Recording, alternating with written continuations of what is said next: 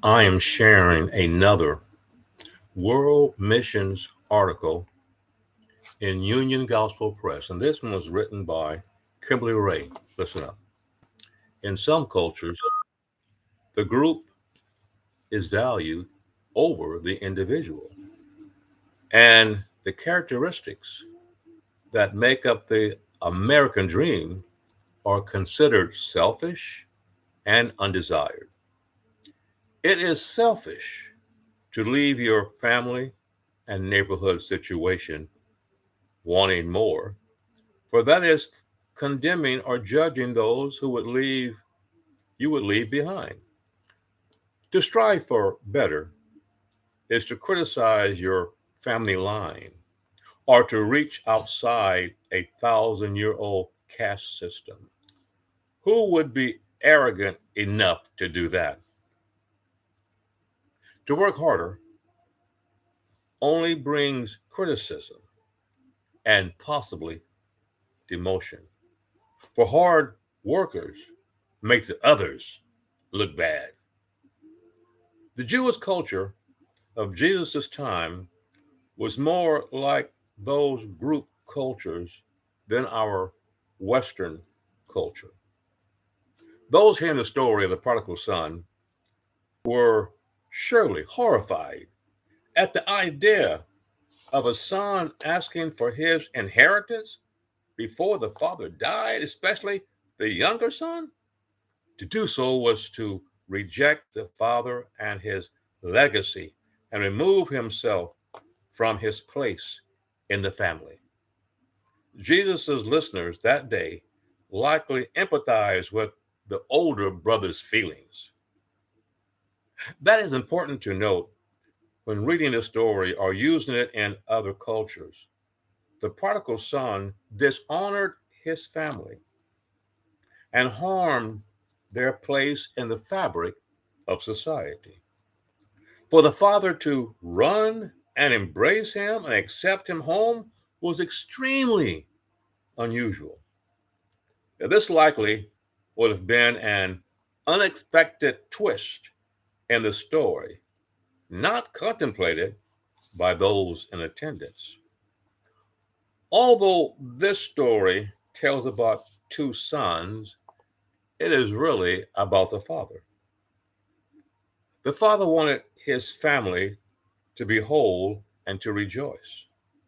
To accomplish that, he welcomed home the son who had wandered and spent all.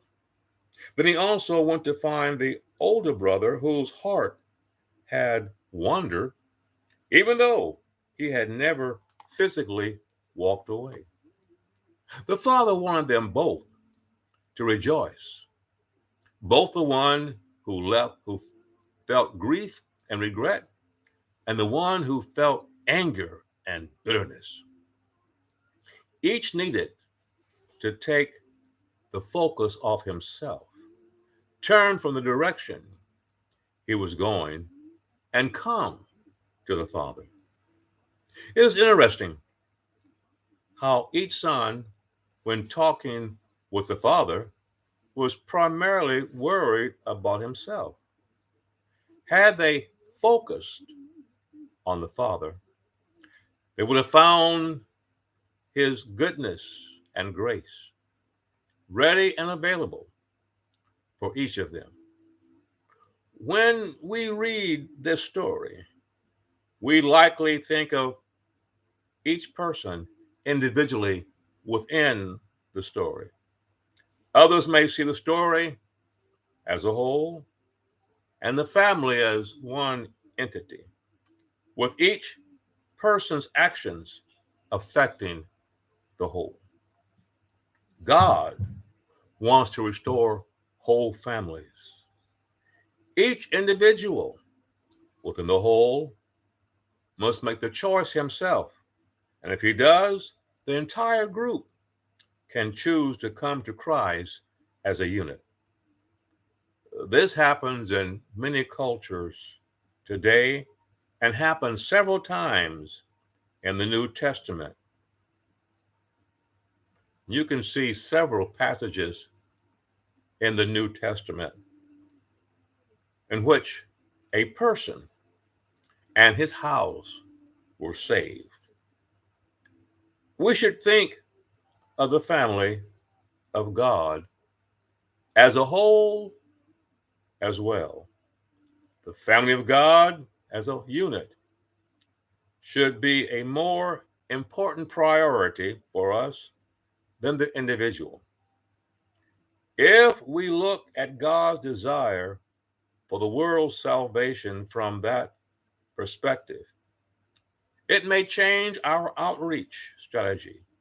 We, like the servants in the story, will not only gladly get the robe and ring for the unredeemed prodigal, but also go into the field to call the others in to celebrate.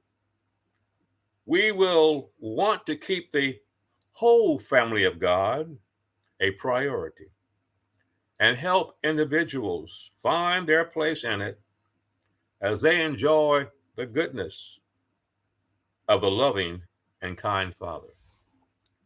Thank you, Kimberly Ray, for sharing this World Missions article in Union Gospel Press. It would be good for all of us to think of a forgiveness that is given to us, as well as make sure when people hurt us that we don't waste decades, years, months, but we can immediately forgive them, because the longer we hold a grudge, the more poison it does to us. The quicker we release that grudge, the sooner we find peace with the Creator. I'll be back next time for another episode on world missions.